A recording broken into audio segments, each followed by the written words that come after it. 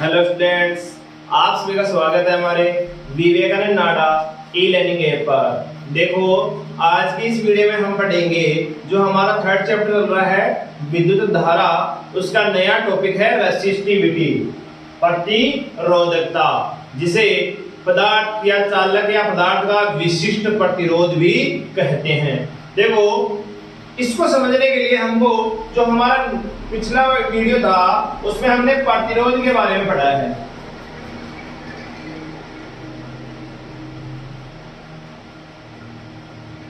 जिसे R से लिखा जाता है। प्रतिरोध क्या होता है? प्रतिरोध कोई भी चालक पदार्थ है, उसके अगर सिरों पर हम विभवांतर आरोपित कर दें, कोई भी चालक पदार्थ है उसके सिरों पर अगर विभवांतर आरोपित कर दें तो उसमें क्या होता है? विद्युत धारा प्रवाहित होती है। विद्युत धारा प्रवाहित होती है। विद्युत धारा प्रवाहित होती है तो उसमें क्या होता है? आवेश प्रवाह करते हैं, और आवेशों के प्रवाह में जो बाधा उत्पन्न होती है उसे हमने प्रतिरोध का नाम दिया था।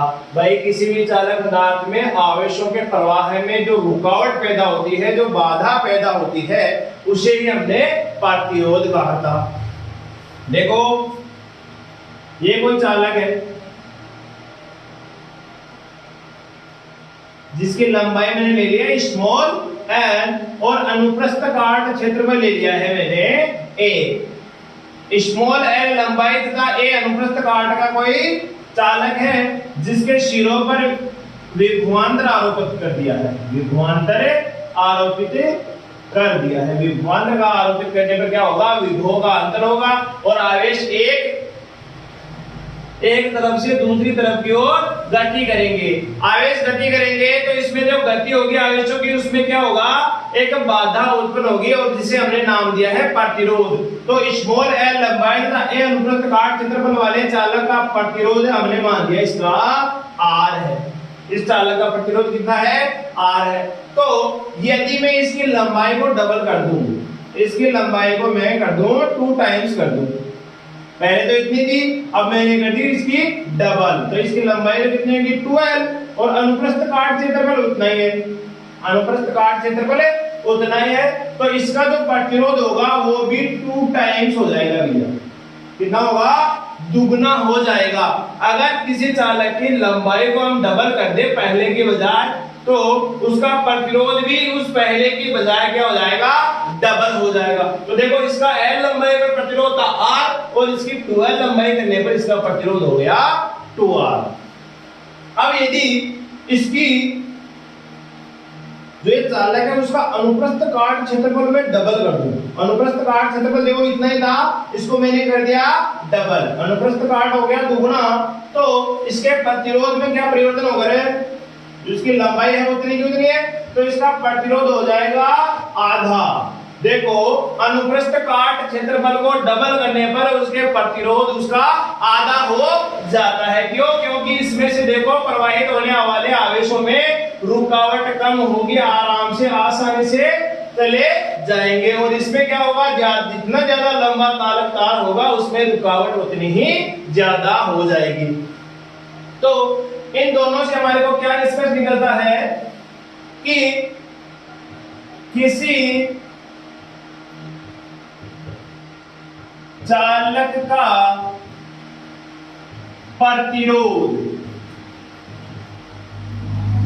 किसी चालक का प्रतिरोध उसकी लंबाई का, तो देखो यहां से समानुपाती होता है।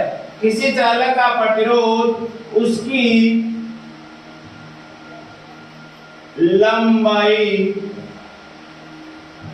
के समानुपाती होता है।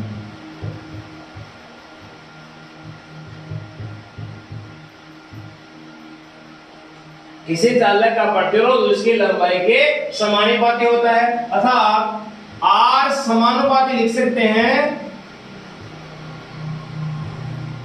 स्मॉल एल, जहां स्मॉल एल क्या है? उस चालक की लंबाई है, और R क्या है? प्रतिरोध। प्रतिरोध उसकी चालक तार की लंबाई के समानुपाती होता है। और नीचे वाले से क्या होगा? किसी चालक तार का अनुप्रस्थ काट क्षेत्रफल उसे चालक तार के प्रतिरोध के व्युत्क्रमानुपाती होता है, अर्थात चालक तार का अनुप्रस्थ काट क्षेत्रफल बढ़ाएंगे तो प्रतिरोध कम हो जाता है। तो नीचे वाले से क्या लिखेंगे, किसी चालक तार का प्रतिरोध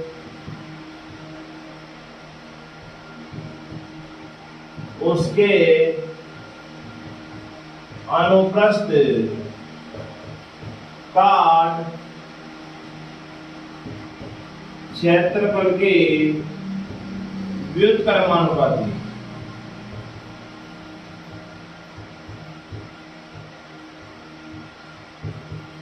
होता है।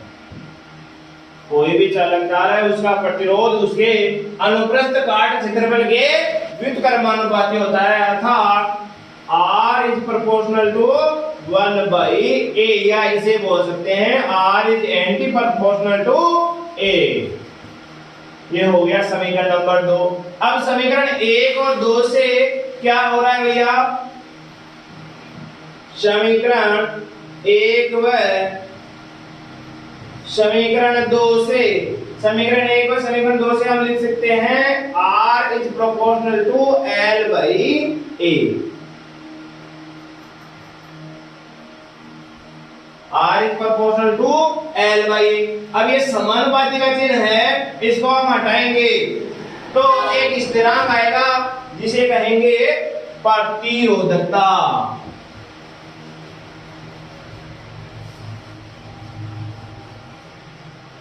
समानुपाती के चिन्ह को हटा दो, R बराबर हो जाएगा रो L बाई A। ये आ गया प्रतिरोध का सूत्र।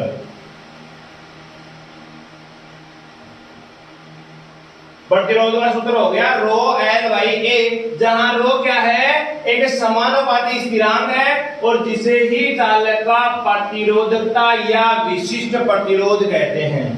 जहां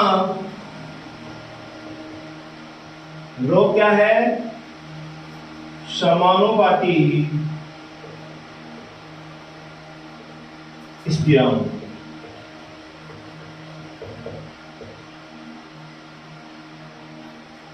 जिसे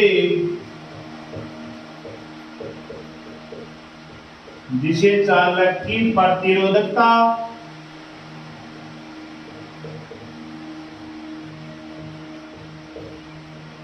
या विशिष्ट प्रतिरोध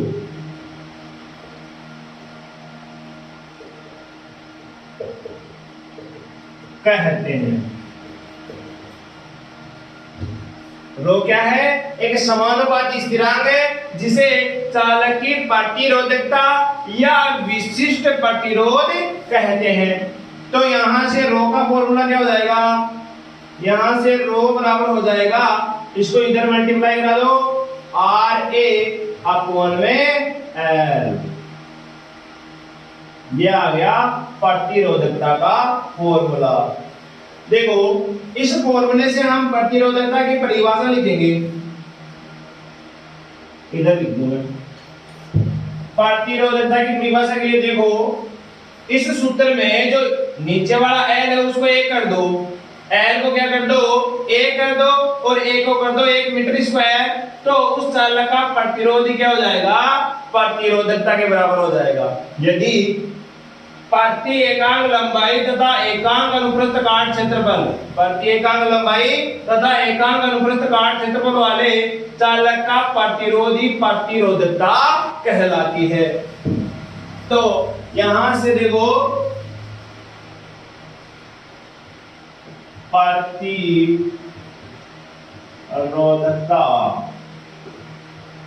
की परिभाषा,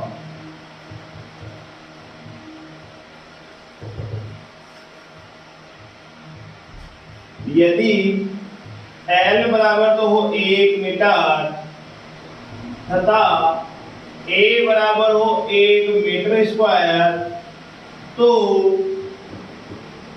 रो बराबर हो जाएगा R। रो बराबर क्या हो जाएगा, R।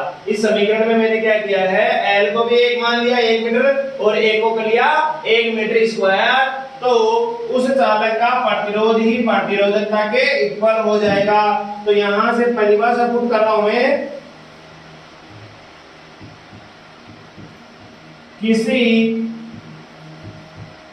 प्रति एकांक लंबाई,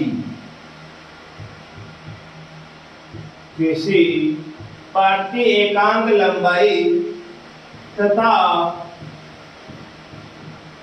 एकांक अनुप्रस्थ काट क्षेत्रफल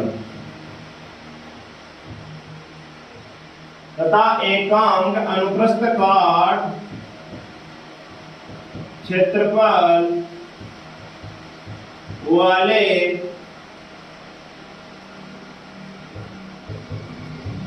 चालक का प्रतिरोध ही प्रतिरोधकता कहलाती है, प्रतिरोधकता कहलाती है। देखो किसी प्रति एकांक लंबाई L को कर दो 1, तो प्रति एकांक क्यों कहा है, क्योंकि ये बटे में है, तो अब मैंने बोल दिया कि किसी प्रति एकांक लंबाई तथा एकांक अनुप्रस्थ काट क्षेत्रफल वाले चालक का प्रतिरोध ही, देखो प्रतिरोध ही क्या कहलाएगा, उस चालक की प्रतिरोधकता। अब देखो हम प्रतिरोधकता की का मात्रक देखेंगे भाई, प्रतिरोधकता का मात्रक, तो प्रतिरोधकता का मात्रक वही होगा रो का मात्रक, रो का मात्रक वही होगा जो आर ए अपॉन में एल का मात्रक होगा।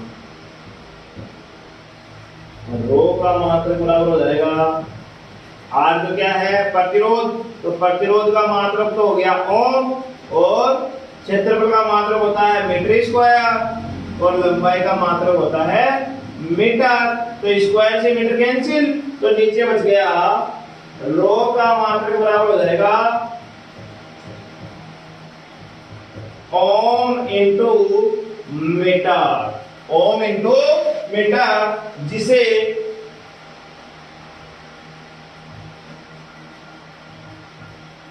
इससे भी प्रदर्शित किया जाता है ओम इंटू मीटर। तो रो का मात्रक क्या हो गया, प्रतिरोधकता का मात्रक हो गया ओम इंटू मीटर। देखो जो हमारा ये फॉर्मूला है ये वाला R बराबर रो L बाई ए, इसमें यहां से क्वेश्चन आता है, ये जो दोनों क्वेश्चन है यहां से इस चैप्टर से क्वेश्चन आता है, 2 नंबर का न्यूमेरिकल आता है, और वो ऐसे पूछ सकता है कि कोई भी चालक है उसकी लंबाई बढ़ाने पर या अनुप्रस्थ काट क्षेत्रफल बढ़ाने पर इनमें से कौन सी राशि में परिवर्तन होगा, इनमें से कौन सी राशि में परिवर्तन होगा, तो लंबाई बढ़ाने पर देखो प्रतिरोध लंबाई के समानुपाती है, तो लंबाई बढ़ाने पर प्रतिरोध चेंज होता है ना कि प्रतिरोधकता, तथा क्षेत्रफल में परिवर्तन करेंगे तो परिवर्तन किसमें होगा, प्रतिरोध में होगा ना कि प्रतिरोधकता में। तो यहां से इसमें से अगर देखें इस फॉर्मूले में अगर मैं लंबाई को बढ़ाऊं तो क्या हो जाएगा रे, अगर लंबाई को दुगना करूं इस फॉर्मूले में मैं लंबाई को कर दूं 2l, तो हम जानते हैं लंबाई किसके, देखो प्रतिरोध, लंबाई बढ़ाने में प्रतिरोध भी दुगना हो जाता है, तो यहां से 2r हो जाएगा, 2 से 2 वापस कैंसिल। देखो ऐसे बता दूं अगर l को हम दुगना करेंगे तो r भी क्या हो जाएगा 2 टाइम्स हो जाएगा, तो इसमें रखेंगे तो 2r इंटू ए बटा 2l, 2 से 2 कैंसिल। लेकिन देखो अगर लंबाई में बढ़ाएंगे तो प्रतिरोधकता पर कोई प्रभाव नहीं पड़ा है, वो का वो फॉर्मूला r अपॉन में आ गया।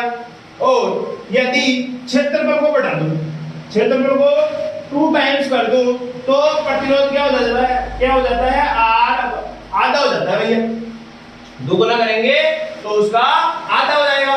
तो यहां पर इस फॉर्मूले में वापस रखेंगे तो r बटा 2 इंटू 2a बाई l, तो यहां से 2 से 2 कैंसिल, और रो बराबर r अपॉन में वही का वही फॉर्मूला आ गया।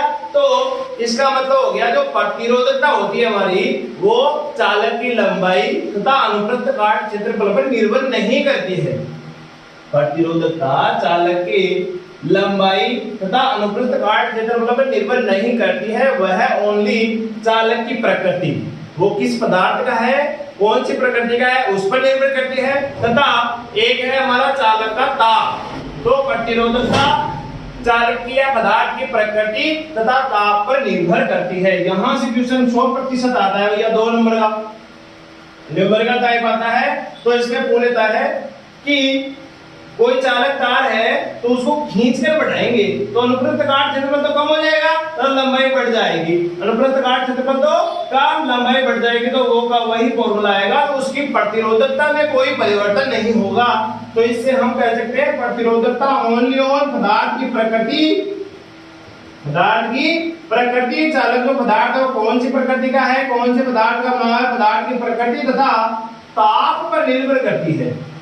प्रतिरोधकता पदार्थ की प्रकृति तथा ताप पर निर्भर करती है, ना कि लंबाई तथा अनुप्रस्थ काट क्षेत्रफल पर निर्भर नहीं करती है।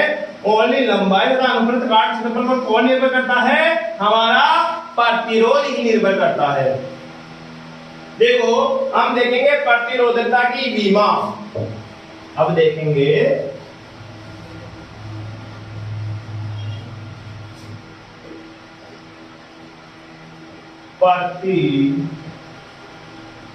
प्रतिरोधकता की विमा। प्रतिरोधकता रोग की विमा वही होगी जो RA में L की विमा, और रोग की विमा R की विमा जो हमारा पिछला वीडियो था इससे पहले वाला उसमें बढ़ा था। R की विमा होती है M1 L2 T-3 A-2 और क्षेत्रफल की विमा होती है L2 और लंबाई की विमा होती है L1। तो रो की विमा बराबर हो जाएगा M1, ये ऊपर जाएगा तो एक कम हो जाएगा हाथ और एक इसमें ऐड कर दो M1 L3 T-3 A-2। ये हो गई है रो की विमा। अगर किसी को ये सब सीधा याद नहीं है 12 माइनस का 32 इसको कैसे याद करते हैं, 12 माइनस का 32 तो 12 तो प्लस का है, माइनस का 32 का मतलब है माइनस के 3 और 2। देखो अगर किसी को ऐसे सीधा याद नहीं है 12 माइनस का 32 याद नहीं होगा तो हम इसको ऐसे भी निकाल सकते हैं। जो हमारा R होता है प्रतिरोध वो होता है वोल्ट अपॉन में धारा। तो यहां से जो V होता है W अपॉन में Q, और W क्या होता है बल गुणा विस्थापन। कार्य का सूत्र होता है बल गुणा विस्थापन। अरे अब बल की विमा तो सभी को याद होगी। बल की विमा होती है M1 L1 T-2 और विस्थापन की विमा होती है L1 और नीचे बटे में कौन है आवेश, आवेश की विमा होती है A1 T1। तो यहां से हो जाएगी M1 L2 T-3, देखो माइनस का 2 तो ऊपर है, एक और जाएगा तो T-3 हो जाएगा और एक A-1 हो जाएगा। ये होगी विभव की विमा। और R की विमा वही होगी जो V बटा I की विमा होगी। तो V की विमा तो हमने काट ली है M1 L2 T-3 A-1 और अपॉन में देखो धारा की विमा होती है A1। तो A1 ऊपर चल जाएगी तो R की विमा हो गई है M1 L2 T-3 A-2। यहां से देखो R की विमा आ गई 12 माइनस का 32 और A की विमा सभी को याद है L2 होती है और L की विमा L1। देखो आज की वीडियो में बस इतना ही।